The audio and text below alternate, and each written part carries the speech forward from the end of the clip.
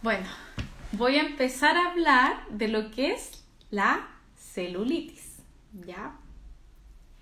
La celulitis afecta al 90% de las mujeres, o sea, es algo súper común. De hecho, es más común tener celulitis que no tenerlo, ¿ya? Por ende, hoy en día como que las expectativas son demasiado altas cuando ahora vamos a hablar de que algo casi natural por nuestra composición hormonal. Cuando hablo de celulitis me refiero a la celulitis cosmética. ¿Por qué? Porque la celulitis es una infección por estafilococo en el lenguaje médico que los que trabajamos con vascular vemos muy común en pacientes con linfedema. Pero la celulitis en general uno le habla a los pacientes en término correcto, puede ser paniculopatía de hematofibroesclerótica, lipodistrofia ginoide, fibroedema ginoide, hay muchos nombres, pero vamos a hablar de celulitis. Y la celulitis tiene varias causas, es multifactorial, o sea, no hay solo una cosa que produzca la celulitis. Por eso que no es difícil su tratamiento, pero el resultado va variando de persona a persona de acuerdo a cuántos factores tenga, ¿ya? Porque, por ejemplo, está el factor hormonal, el genético, el estilo de vida, microangiopatía y linfangiopatía. Y hay pacientes que los tienen todos, ¿ya? Y sobre todo, por ejemplo, el factor hormonal, que se da porque somos mujeres. Y hay que recordar que el tejido adiposo es un órgano endocrino que transforma los andrógenos en estrógenos, ¿ya? La mujer en edad fértil tenemos muchos estrógenos, como el 30% producido por el tejido adiposo. Y eso lo hace el tejido adiposo, lo que hace un reservorio de grasa para nosotros acá alrededor de las caderas. En general, los estrógenos incrementan lo que es la adipogénesis, estimulan los receptores de estrógeno alfa que inhiben la lipólisis, por ende hacen que nosotros tengamos esta forma más de perita o ginoide que se llama, ya que es típica de las mujeres, sobre todo la mujer latina, tenemos esta forma de perita que acumulamos harta grasa acá en las caderas. ¿Por qué? Porque el cuerpo es sabio y quiere que nosotros tengamos un reservorio de estrógenos para los periodos que lo necesitemos, que estos son el embarazo, la menopausia, etc. Ya, por eso es que nosotros vamos acumulando grasa en las caderas para tener un reservorio de estrógeno. Aunque a nosotros no nos guste, es para nuestro bien, ¿ya? Nosotros lo que queremos quitar, pero es algo que nos va a servir en caso de que lo necesitemos. El problema es que tenemos mucho. ¿Por qué? Porque los mismos estrógenos estimulan la adipogénesis, que se acumule aún más grasa en nuestras caderas. Por eso que cuando nosotros perdemos estrógeno, por ejemplo después de la menopausia, ¿dónde empezamos a acumular la grasa más? En el abdomen. Empezamos a adelgazar para abajo y a engordar para arriba, como se dice. Empezamos a adquirir una forma más masculina, porque ahí van predominando más los andrógenos, ya que hacen que uno acumule más grasa a nivel central. Buenas noches. Sí, ahí hay mucha gente conectándose, muchas gracias. Ya, buenas noches a ustedes también. Bueno, seguimos con el tema de los estrógenos. ¿Qué más hacen los estrógenos? Los estrógenos aumentan lo que es la permeabilidad capilar. Eso yo lo hablé en la live pasada, un poquitito más, ¿cierto? Nosotros somos mujeres. Si ustedes se fijan, tenemos más estrógeno. Por eso tenemos más, bueno, algunos somos re tiesos, pero en el fondo somos más hiperlaxa o tenemos más flexibilidad que los hombres. Y de hecho en el embarazo uno se pone más flexible porque es un periodo donde uno aumenta su cantidad de estrógeno, ¿ya? Pero esto trae consecuencias. Cuando yo aumento lo que se llama la compliance, la distensibilidad de mi tejido conectivo, también distiendo lo que son las arterias, venas y linfáticos. Por ende, hago que el retorno venoso se empeore, ya que las venas van a estar más distendidas y las válvulas van a trabajar a capacidad subóptima. Lo mismo que en el sistema linfático. Por ende, el retorno venolinfático va a estar obstruido. Y también, algo que también expliqué en la live pasada, se va a aumentar la filtración. O sea, el líquido, la sangre que pasa por el capilar arterial, se va a filtrar más hacia el espacio intersticial. ¿Cuál es el espacio intersticial? El que está en nuestra dermis. Me preguntan si el live va a quedar guardado. Sí, ojalá.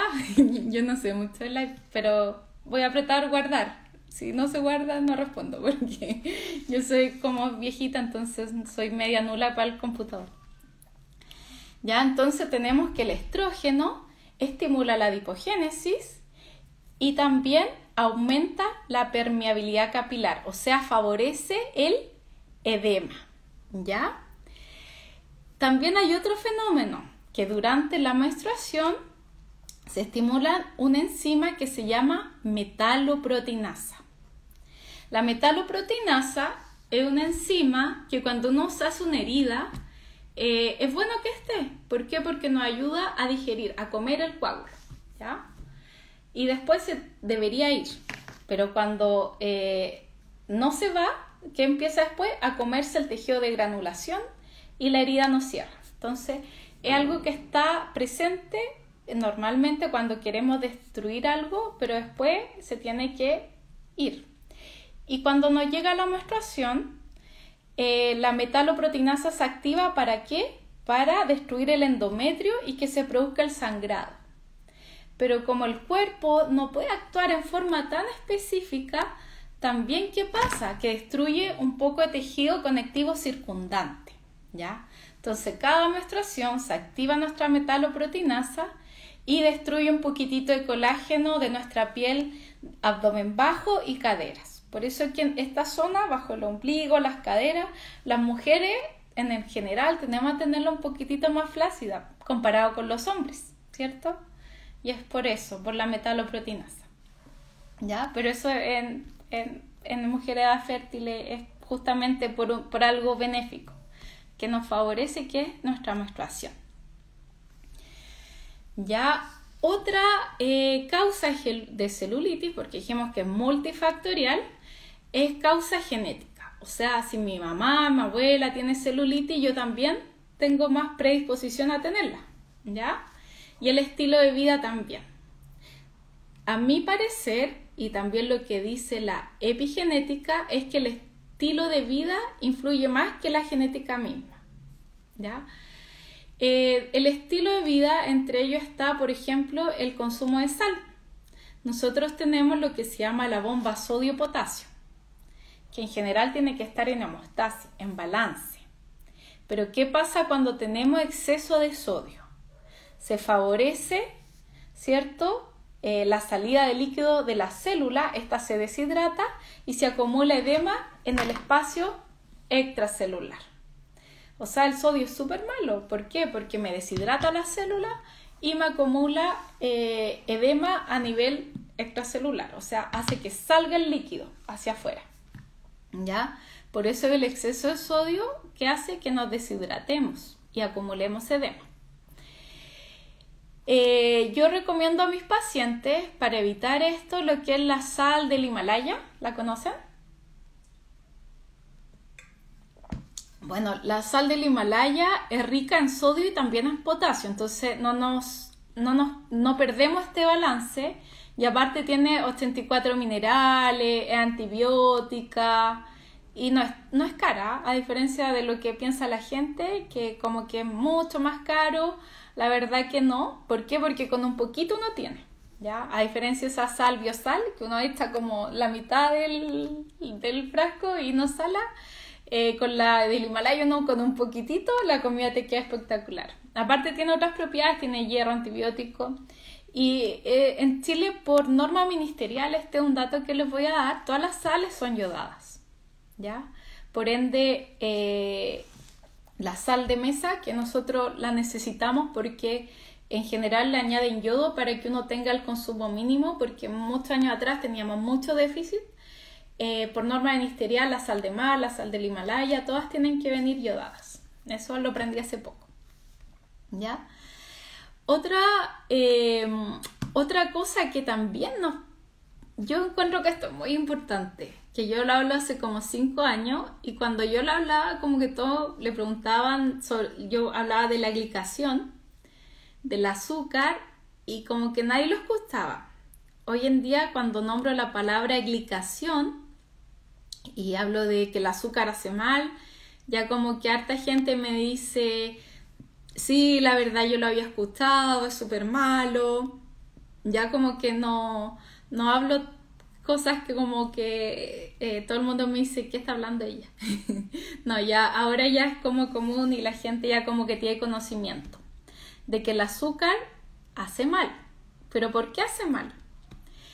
El azúcar se une a la proteína y la pone rígida, ¿ya? Que es lo que se llama glicación.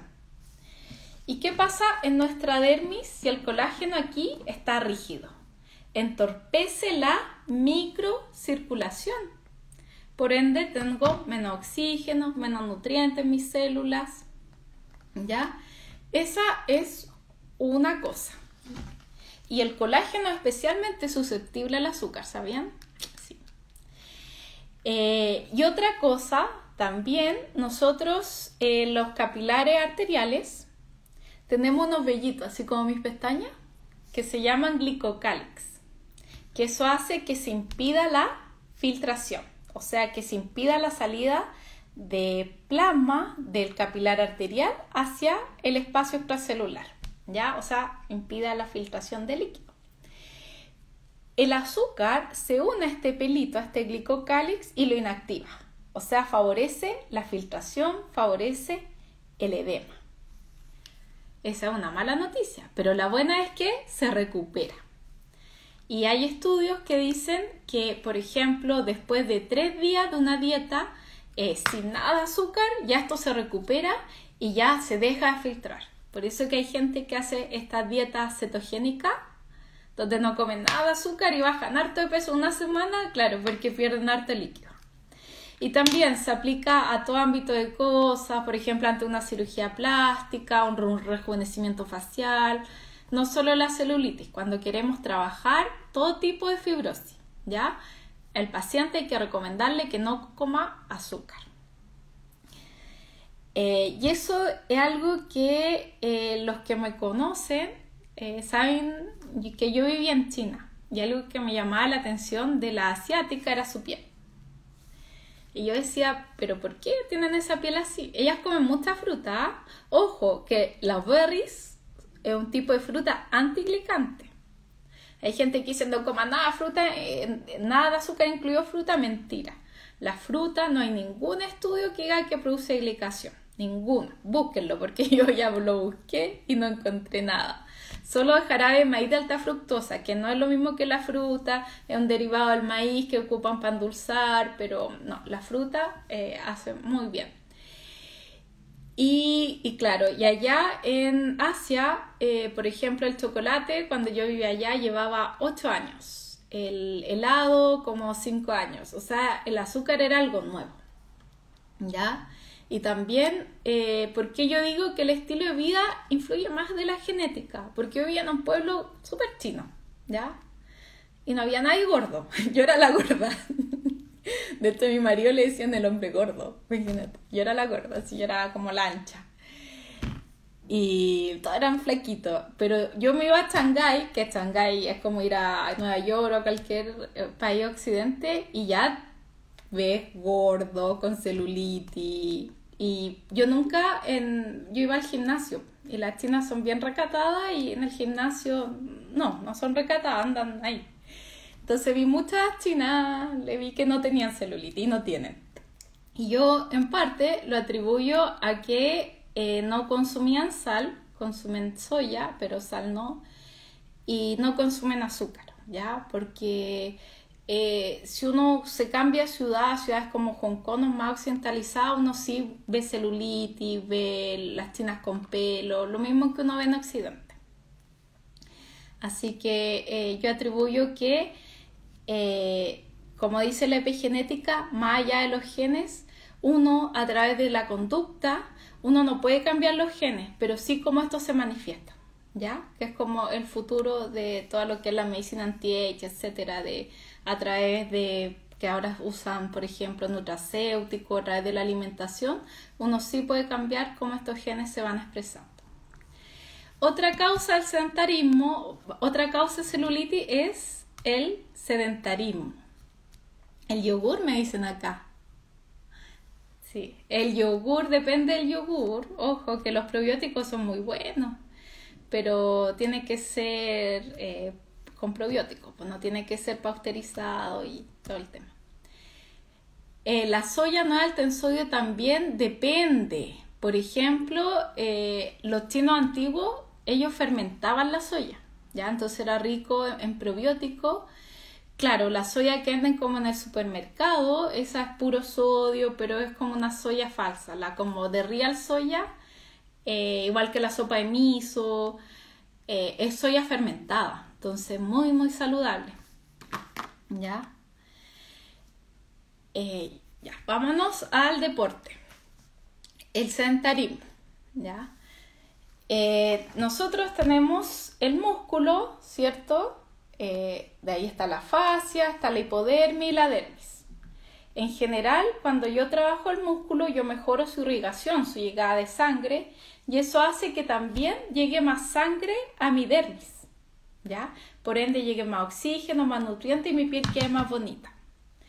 O sea, entre más irrigación tenga mi músculo, mejor nutrición va a tener mi piel. Por eso que uno ve a alguien sedentario y alguien deportista y la piel es totalmente distinta. Alguien deportista que hace actividad moderada, porque si yo hago todos los días 5 horas diarias, produzco mucho ácido láctico y no doy tiempo al cuerpo de que lo elimine y al contrario, hago estrés oxidativo y me envejezco. Estoy hablando de actividad física moderada. El consumo de grasas saturadas también. Siempre hay que consumir. Acá una pregunta muy buena de Carol Aguirre, quiero aclararla. ¿Todas las azúcares, la azúcar rubia? Oh, eso es una pregunta muy buena, porque bueno, yo como que siempre como más o menos bien sano, pero siempre miro la etiqueta y mucha azúcar la tiñen con jarabe para que se vea morena, ¿ya? O sea, tienen que buscar que sea azúcar de la caña, que sea verdadera. Y el azúcar que yo consumo es el azúcar de coco, que es de bajo índice glicémico. Y lo otro que pueden buscar de bajo índice glicémico es el azúcar de dátiles, ¿ya? Que también tienen antioxidantes. Así que azúcar de coco, que aparte deja todo súper rico porque lo deja con gusto a coco, los azúcar de dátiles. En general la de coco es más fácil de encontrar, ¿ya? Ya, vámonos a entonces las grasas saturadas. Antes se hablaba de no consumir grasa, hoy en día se habla de consumir grasas. Disculpen la interrupción, pero acá me dice el eritrol, sí, el eritritol, que es un poco caro, sí, pero también es de bajo índice glicémico, que acá me lo sugiere Javiera. ¿Ya? Eso también es otro dato que lo quise añadir, que ella lo dijo, de que también un endulzante que no eleva el índice glicémico, un poco caro, sí, pero igual es muy bueno.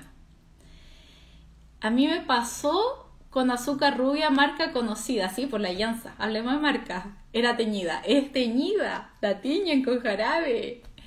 Sí. Y fíjense los que tienen jarabe de maíz de alta fructosa, esos son muy glicantes.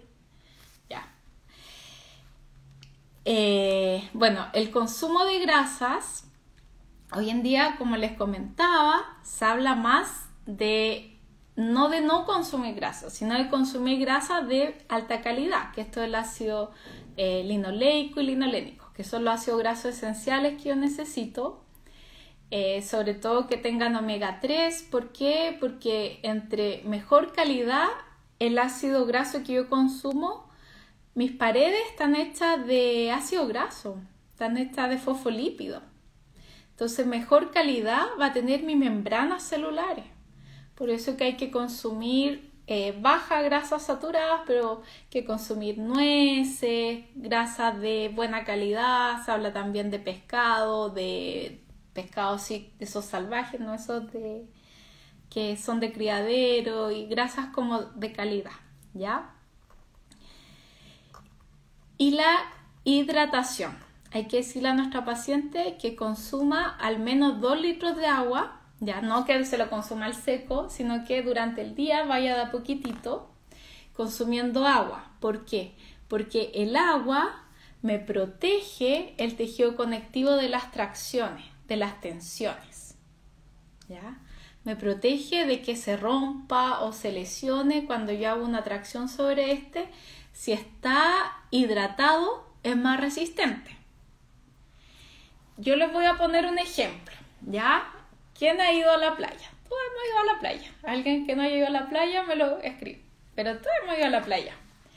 Y ustedes, si pisan la arena mojada, ya hacen con fuerza y pisan con fuerza, la arena al estar mojada va a recuperar su forma, ¿ya? En cambio, si ustedes pisan la arena seca, su pie ahí va a quedar marcado por mucho, mucho tiempo. Y eso es porque el agua es un protector del tejido conectivo, ¿ya? Me lo protege frente a las tracciones. Por eso que entre más deshidratada, si yo tracciono el músculo, tracciono la piel y se forman más arrugas. Lo mismo sucede con la celulitis, ¿ya?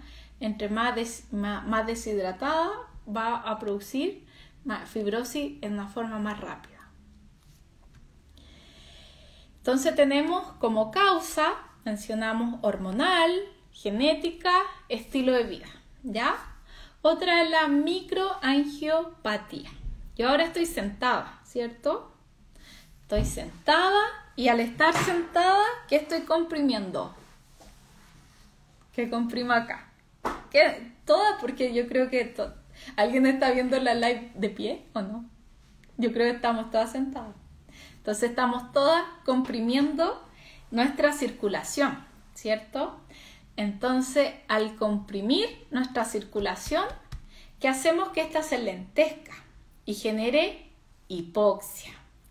Y sabemos que la hipoxia favorece la adipogénesis, ¿ya? O sea, entre más hipoxia, más tendencia va a tener a acumular grasita en esta zona. Esa es una consecuencia de la mala circulación. La otra consecuencia de la hipoxia es que favorece lo que se llama el factor inducible de hipoxia, que activa lo que se llama la lisil oxidasa, que lo que hace es como formar una malla con el colágeno, como ensamblarlo, que se llama reticulación del colágeno, ¿ya? Y eso hace que el colágeno se fibrile. ¿Y lo hace para qué? Para resistir mejor las tensiones. Pero esta hipoxia va a estimular al factor inducible de hipoxia, que estimula la lesiloxidasa, que en el fondo fibrosa el colágeno. De novelado pasa a fibrótico. O sea, la hipoxia produce 2 cosas. ¿Qué cosa? Adipogénesis y fibrosis. ¿Ya? Entonces ya hemos nombrado 4 causas: hormonal, genética, estilo de vida, microangiopatía, y ahora vamos a hablar de la linfangiopatía, del sistema linfático. Cuando en general yo en mis cursos siempre les muestro una foto del sistema linfático, y cuando uno ve la foto de la anatomía linfática, por posterior se da cuenta que en muslo y glúteo uno tiene muy poquitos vasos linfáticos, ¿ya? Comparado con anterior, hay muy poquito en esa zona. Por ende, esa zona es de difícil drenaje. Y hay que sumar a que yo estoy sentada, que nosotros los occidentales no respiramos bien, respiramos súper cortito, no estimulamos, no hacemos ejercicio, somos sedentarias. Entonces, si bien mi sistema linfático está sano, no lo ocupo o no lo estimulo como yo debería. Aparte que yo estoy comprimiendo, porque yo estoy en posición sedente. Cuando nosotros somos cuadrúpedos, no estamos hechos para esta posición. Entonces, ¿qué pasa? Que el sistema linfático es el encargado de eliminar qué cosa del espacio intersticial. Y esto yo lo hablé en la live anterior. ¿Alguna alumna mía por ahí? ¿Cuál es la principal función del sistema linfático? Ay, que alguien responda. Eliminar líquido y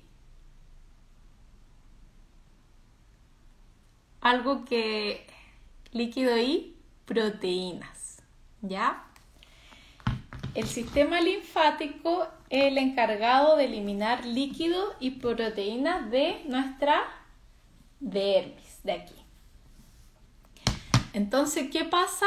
Y también, sí, toxinas, drenar el líquido extracelular, eliminar toxinas, ahí me están respondiendo proteínas. Sí, proteína y toxina, las dos cosas, muy, muy bien. Sí. Proteína y agua, eliminación de toxinas, ¿ves? Casi todo eso, ya, muy bien. Quiero la maqueta, sí, la compré por eBay, así que por ahí la pueden encontrar. Ya, entonces el sistema linfático lo que hace es eliminar el líquido y las proteínas del espacio intersticial. ¿Y qué pasa si yo no ocupo el sistema linfático y se empiezan a acumular proteínas, ¿cierto? Acá está el capilar arterial, se empieza a filtrar líquido, proteínas y acá se depositan albumina. ¿Cuál es la principal proteína del plasma? Albumina. Entonces sale albumina y el cuerpo dice, acá hay más de lo que yo tengo normalmente. Esto no está bien. Acá hay mucha. Esto se debería haber eliminado.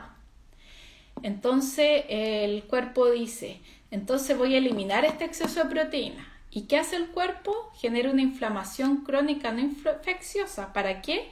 Para enviar macrófagos a esta zona a comerse estas proteínas, ¿ya? Pero ¿qué sucede en el cuerpo cuando se generó esta inflamación crónica que no percibimos, ¿ya? Aumenta también la permeabilidad capilar, ¿cierto? Siempre que hay una inflamación, nuestros capilares se hacen más permeables. ¿Para qué? Para que pasen macrófagos al espacio extracelular. Por ejemplo, si hay una lesión, para digerir el coágulo. Acá en este caso, como lo que quiero es digerir el exceso de proteínas que está acá. Entonces empiezan a pasar más proteínas de lo que deberían, empieza a pasar los glicosaminoglicanos, como el ácido hialurónico. Entonces aquí se empieza a acumular, y si sigo sin usar mi sistema linfático, proteínas, glicosaminoglicanos. Entonces esto que antes era líquido, ya no es líquido, sino que empieza a tomar forma de gel, ¿ya?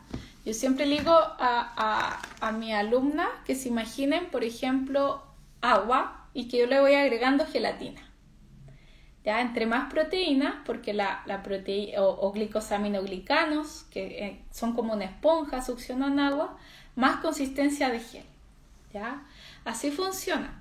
Si yo no voy limpiando esto, no estimulo mi sistema linfático, que es el único que puede eliminar estas proteínas, se empieza a acumular más proteínas, más glicosaminoglicanos, y esto va adquiriendo una consistencia de gel, y eso hace que se lentezca la microcirculación. Se genere más hipoxia y lo que vimos, las mismas consecuencias de la hipoxia. Ya, quiero saber si están entendiendo o si tienen alguna duda. Vimos varias causas. Hablamos de la causa hormonal, genética, estilo de vida, microangiopatía, que se producía por mala circulación, que producía hipoxia, que eso estimulaba la adipogénesis y la fibrosis, y linfangiopatía, que hace que esta matriz extracelular, ya el líquido quede como un gel, y eso entorpece la microcirculación. ¿Ya? Les voy a hacer una pregunta. No, después se la voy a hacer mejor. Se me ocurrió. Que quiero que la piensen y después la voy a responder. ¿Dónde está el edema de la celulitis? Después se las voy a responder, pero a ver quién me responde. ¿Dónde está el edema? ¿Ya? Porque los edemas no están siempre en el mismo lugar, ¿ya? Ya, después, ahí hablamos entonces de las causas. Y ya son las 8:30. Que ahora vamos a hablar voy a mencionar rápidamente la evaluación, porque la evaluación es mucha cosa, y después el tratamiento. Ya, entonces la evaluación tenemos que ser bien exhaustivos con nuestra anamnesis. La semana pasada tuvimos una excelente live de Paulina donde hablamos de evaluación del edema, donde mencionó que en el fondo hay que buscar indicaciones, contraindicaciones, la historia clínica es muy muy importante, antecedentes familiares, obesidad, diabetes, alteraciones hepáticas, trastornos intestinales. Recuerden que la constipación aumenta la presión intraabdominal, lo que hace que se empeore el retorno veno-linfático, embarazo, el ciclo menstrual. Hablamos que las mujeres tienen más estrógeno, ciertos ciclos menstruales más grandes, la metaloproteinasa quizás le afecta más, si está con terapia hormonal, etcétera. Los fármacos también que consume, por ejemplo el corticoide daña mucho el fibroblasto, entonces si mi paciente está tomando corticoide yo no la puedo tratar en ese momento, etcétera. El deporte, estilo de vida, etcétera. ¿Ya? El examen físico voy a ver el tono de la piel, ¿cierto? Yo siempre piñisco y voy a ver que las distintas pieles me ofrecen distintas resistencias, ¿ya? Y ahí después con la experiencia uno va viendo cuál es más flácida, cuál tiene un tono más flácido, cuál piel tiene un mejor tono. Ver el tono muscular también, adiposidad localizada, el edema si es dependiente o no dependiente, evaluar la postura. La postura es muy importante. De hecho, por ejemplo, si yo tengo tensor el psoas comprometido, quizás tenga el tensor de la fascia lata y acá puede haber adherencia de la fascia que me genera una adherencia en vez de fibrosis, que se ve también como esto, como más lineal, como adherencias más lineales que se marcan en la piel. La temperatura de la piel, si está muy disminuida. ¿Por qué? Porque con mi tratamiento me va a cambiar la temperatura y ese es un signo positivo, ¿ya? Si tiene lipomas, ¿ya? ¿Por qué? Porque tengo que diferenciar si es un lipedema, que el lipedema va a ser mi live de la otra semana, ¿ya? No voy a hablar nada de lipedema ahora. ¿Por qué? Porque si no nadie va a ver el live de la otra semana. Pero el lipedema es un tema que yo he estudiado mucho, me costó muchos años entenderlo. Y espero que la otra semana les pueda aclarar las dudas que ustedes tengan y ver si puedo aportarles en algo. Alteraciones vasculares también tengo que ver en mi paciente, siempre mirarlo descalzo. ¿Por qué? Porque la corona flebectásica es uno de los primeros signos que se ve de insuficiencia venosa crónica, ver si tiene telangiectasia, varices tronculares, reticulares, que me puede indicar y antecedentes genéticos que me pueden indicar que mi paciente tiene insuficiencia venosa crónica. El signo de fobia, que es cuando yo aprieto con el dedo, ¿cierto? En una prominencia ósea y queda el dedo marcado, que tiene distintos niveles. Y el de Stemmer, que yo piñisco la segunda falange del dedo del pie y no puedo tomarla, que es el signo patoneumónico del linfedema, ¿ya? Que eso también se evalúa. Fobia, linfedema, etc. Ahora, ¿cómo trato yo la celulitis? Porque hay distintos tipos. Entonces, yo no puedo aplicar el mismo tratamiento a toda la celulitis. ¿Por qué? Porque hay una celulitis que es flácida, ¿ya? Que puede tener tanto flacidez cutánea como flacidez muscular. Flacidez de glúteo medio, ¿ya? Flacidez de glúteo mayor. Entonces, tengo que diferenciar si es flacidez cutánea, si es flacidez muscular. Hay dos test que se hacen. Uno que es de pie, yo le pido que contraiga el glúteo y uno ve si esto, como las protuberancias que uno tiene laterales, se atenúan o se mantienen, ¿ya? Si se atenúan, que pasa en casi todas las pacientes porque la mayoría tiene flacidez, es porque tiene también flacidez muscular. Y para ver la flacidez cutánea, por ejemplo, uno le pide a la paciente que se haga como un pequeño lift de piel, se la estira un poco y ve si se atenúa la celulitis. A mí me pasa, y yo creo que a muchas de ustedes, que la mayoría de las pacientes tienen flacidez, ¿ya? A no ser que sea joven, haga mucho deporte, o por ejemplo de repente las profesoras de educación física, que ellas tienen una celulitis que se llama más dura. O sea, no tienen flacidez, pero tienen retracciones. Que esa para mí es la más difícil de tratar. ¿Por qué? Porque cuando es flácida, uno mejora la flacidez y ya mejora la apariencia, ¿ya? Entonces la celulitis dura es cuando tienen buen tono de muscular, buen tono de piel, pero tienen justamente estas retracciones. Y edematosa. Edematosa, ¿cómo yo la distingo? Porque tienen signo de fobia positivo, ¿ya? Entonces, y también en general tienen antecedentes de insuficiencia venosa crónica, signos venosos, uno le puede ver telangiectasia, edema, tienen que preguntarle si acumula edema al final del día, etc. Ya, eso tengo que ver. Y ahora vamos a hablar un poco del tratamiento según cada caso, porque también tengo que ver qué tipo de celulitis es, si es leve, moderada, severa. Para eso se clasifican en 0 cuando no tiene celulitis, 1 cuando, por ejemplo, la paciente de pie no se le ve, pero contrae el glúteo y se le ve, ¿ya? Ahí está en la etapa inicial. Ahí tiene un poco de edema, tiene hipoxia, entonces mi tratamiento va a mejorar la circulación y atenuar el edema, ¿ya? Veo si tiene un poco de flacidez muscular, siempre queda bonito tonificar.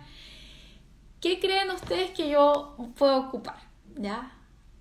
Para mejorar la circulación y para disminuir el edema? Una celulitis tipo 1.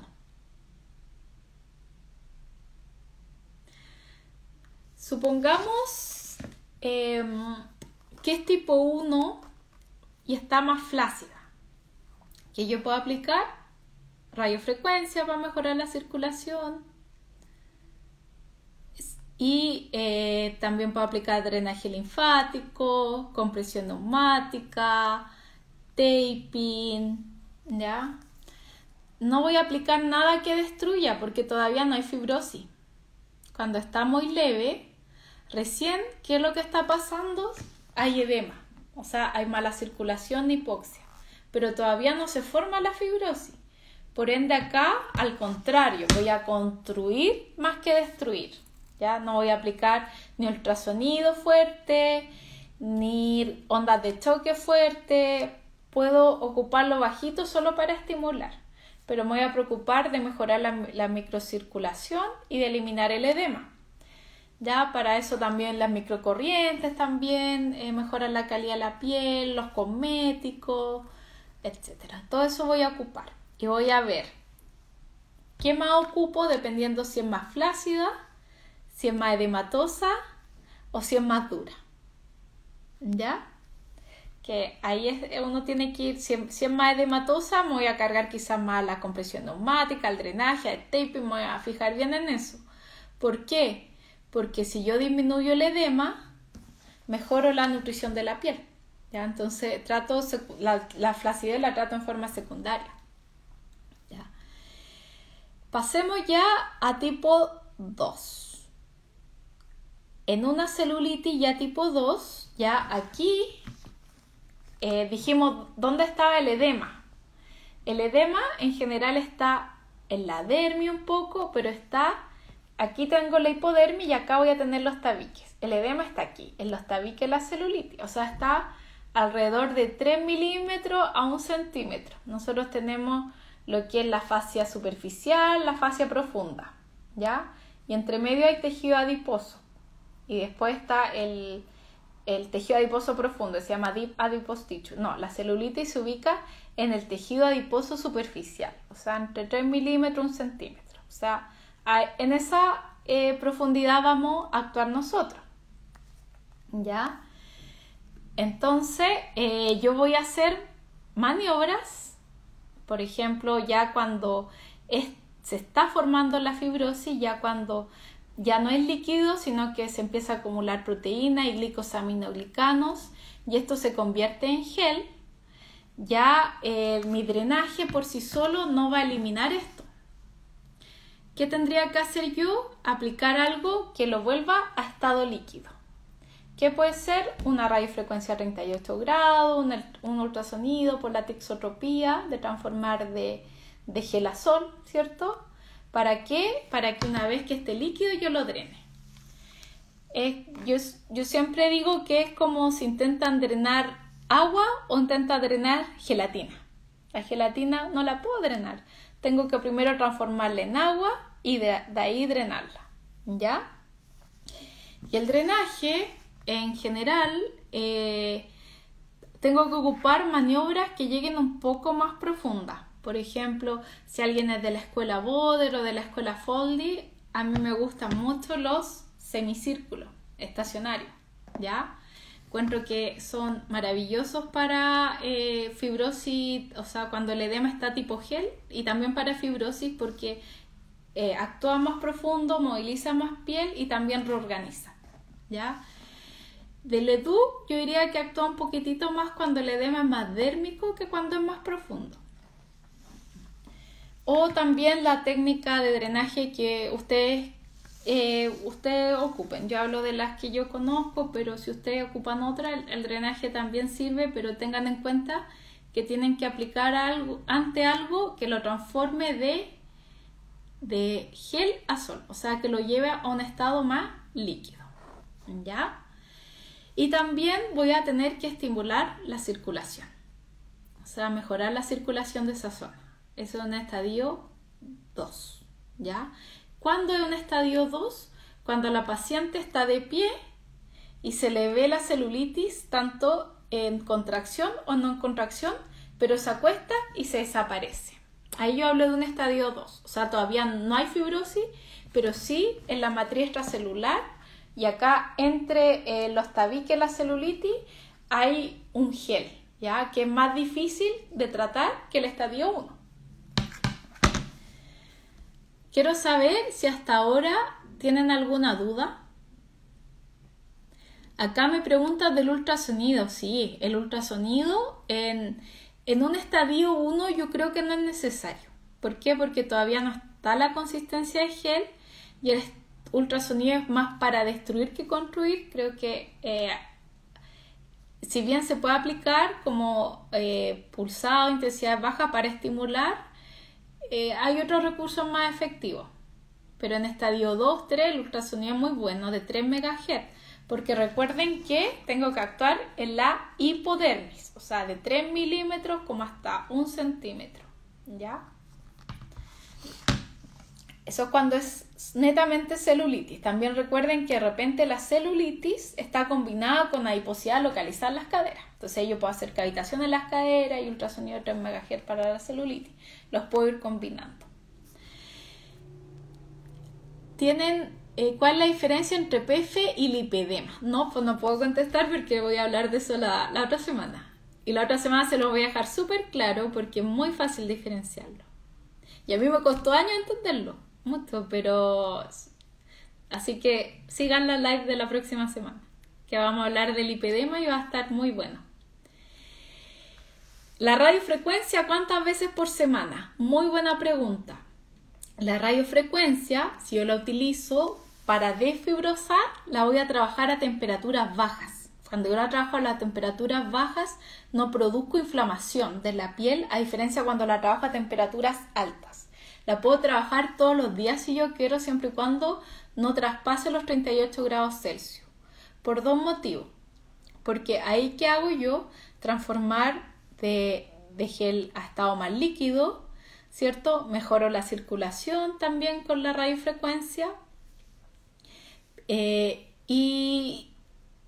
Pero si la trabajo a temperatura más alta, claro, al contrario, voy a empeorar la flacidez porque voy a producir más colágeno, que es lo que no quiero. Entonces en celulitis, si yo quiero fibrosar, la voy a trabajar siempre a temperaturas más bajitas. Aparte que ya sobre los 39 años me aumenta la vasodilatación y aumenta la carga linfática y aumenta el edema. Entonces una celulitis edematosa tampoco la puedo trabajar a temperatura alta, porque si no mi paciente puede quejarse de que el edema quedó peor después de la sesión. ¿Ya? La celulitis grado 3. Acá me preguntan el ultrasonido cuántas veces a la semana para trabajar celulitis y en qué modo, pulsante o continuo. Ya, estamos hablando de que en grado 2 todavía no tengo fibrosis. Entonces no lo voy a trabajar a intensidad tan alta. ¿Y cuánto? De 3 MHz. ¿Por qué? Porque yo quiero actuar a nivel de hipodermis. En la grado 3, ahí yo tengo fibrosis, entonces ahí yo ya quiero romper, ahí quiero entrar a picar. Y ahí puedo utilizar la onda de choque, el ultrasonido, etc. ¿Ya? Entonces en un grado 3, cuando yo sé que mi paciente tiene un grado 3, cuando se le ve la celulitis de pie y acostada. Uno dice que grado 3, grado 2 es cuando la paciente anda en la playa caminando con pareo, para tomar sol se saca el pareo. Y grado 3 ya cuando se mantiene el pareo tanto para caminar como para tomar sol, para las dos cosas. ¿Por qué? Porque a la celulitis se le ve también acostada. Ahí puede haber dolor. Entonces ahí, si bien yo tengo que entrar a picar, a romper, primero tengo que evaluar que no haya dolor, que no produzca dolor, que no vaya a producir hematoma con mi tratamiento, por ejemplo con ondas de choque. Si yo produzco hematoma, fibrina más fibrosis, ¿ya? Entonces tengo que evaluar el dolor, y el dolor va a ser lo primero que yo voy a tratar. Para eso el drenaje linfático es muy muy bueno. Y después, si veo que ya no hay dolor, empiezo a trabajar la fibrosis. Aunque siempre puedo ocupar taping y terapia manual para trabajar la fibrosis, porque ahí no tengo riesgo ni de hematoma ni de dolor, a diferencia de técnicas, por ejemplo, como la onda de choque, etc. ¿Ya? Y ahí voy a entonces trabajar el edema, el dolor y la fibrosis. Y ya se nos está acabando el tiempo. Entonces uno ve que según el estadio que esté mi paciente va a ser mi objetivo terapéutico. Por estadios leves voy a trabajar edema y mejorar circulación. Cuando ya está moderado, ahí tengo que poner una técnica que me traspase de sol a gel y de ahí hacer mi drenaje y siempre terminar algo que mejore la circulación, que mejore la hipoxia. Y ya en grado 3 hay que agregar ya el componente del dolor, de la fibrosis y también del edema. Disculpa, ¿cuál es el grado 1? El grado 1 es cuando la paciente está de pie, no se le ve celulitis, pero contrae el glúteo y aparece la celulitis. Ya, sí voy a compartir el video.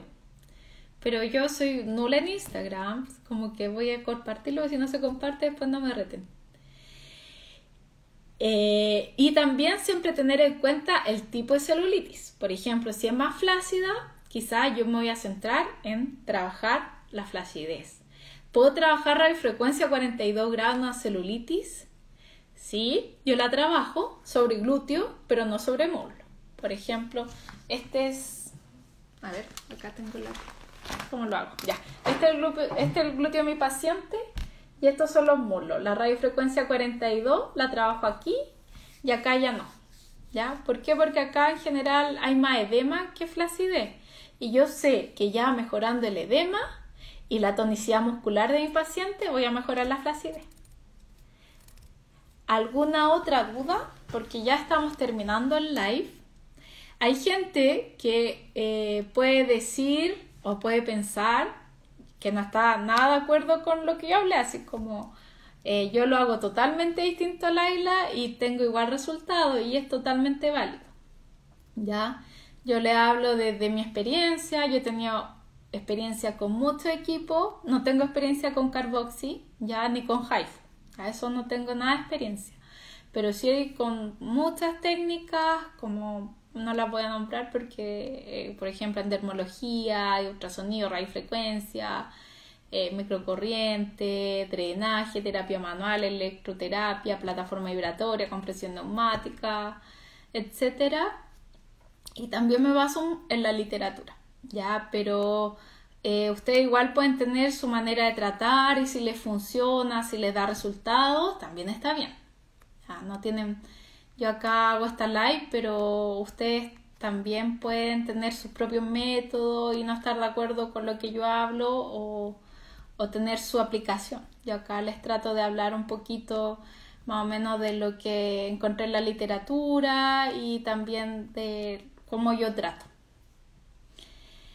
Radiofrecuencia capacitiva y resistiva. Yo he tenido radiofrecuencia de ambas. A mí me gusta mucho la capacitiva, ¿ya? La resistiva, ojo que se calienta un poquito la placa. A mí me gusta más, por gusto personal, la capacitiva.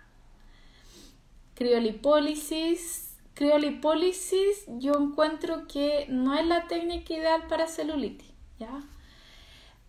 Yo tengo una criolipólisis, en general para celulitis la ocupo muy poco, prefiero ocupar la cavitación cuando se mezcla celulitis con adiposidad localizada. Por ejemplo, aquí, cuando está esta adiposidad localizada o esta banana que está justo bajo el glúteo, es muy bueno mezclar, aplicar la cavitación con drenaje, da muy buenos resultados. Mesoterapia, yo no inyecto, de hecho no tenemos permiso para inyectar, aplico solo técnicas no invasivas, pero he escuchado y la literatura apoya que da muy buenos resultados. Y se va a cortar esto en cualquier minuto.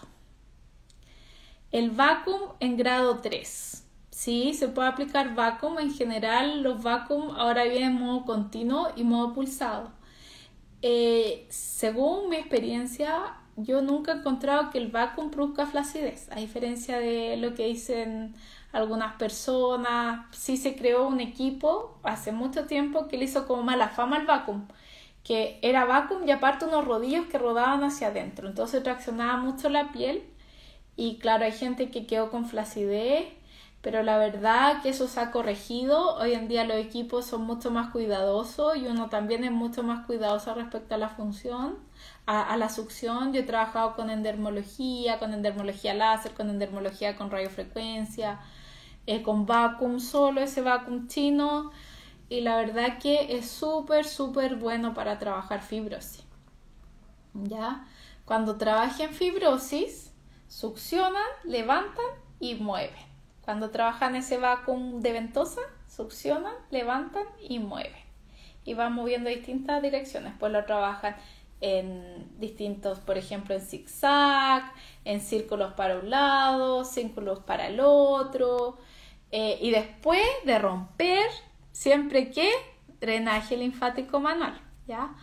¿Por qué? Porque al romper, que van a generar residuos y después todo eso se tiene que reabsorber, ¿ya? Entonces un protocolo, por ejemplo, para fibrosis sería transformar ese sol a gel, estoy al revés, el gel a sol con ultrasonido, con radiofrecuencia 38, pueden aplicar vacuum y terminar con drenaje linfático y siempre un cosmético.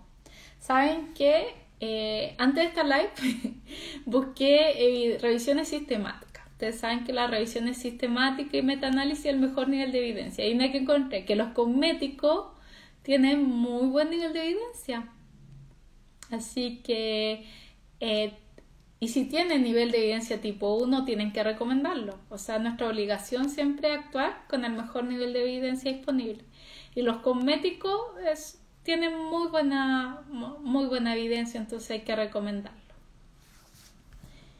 ¿Alguna otra duda? Bibliografía.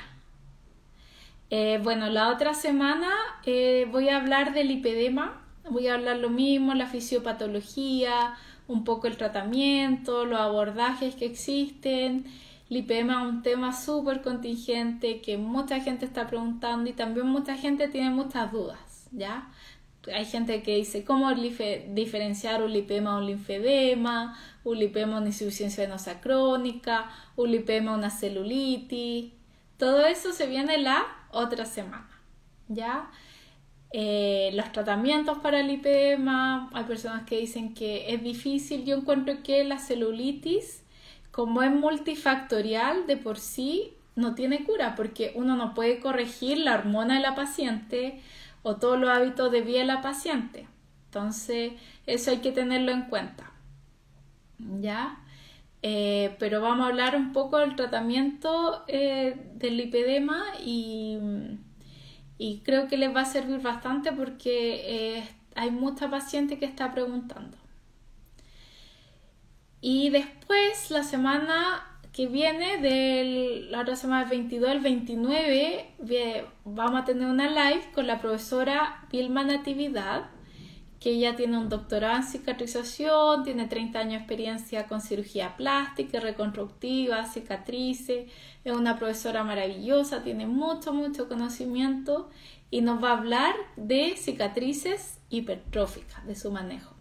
De hecho, ella ha hecho estudios sobre eso, tiene un protocolo que ya en Brasil se implementaba en varios hospitales, que es un protocolo maravilloso. Ella habla siempre de que yo estimulo, yo rompo, tengo que inhibir posteriormente porque si no la fibrosis regresa.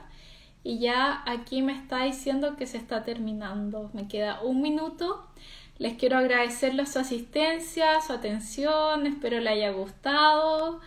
La verdad, hace rato quería hacer live, pero estaba con poco tiempo, pero esperemos, vamos a hacer la otra semana, la subsiguiente, y en agosto también tengo planeado hacer linfedema, adiposidad.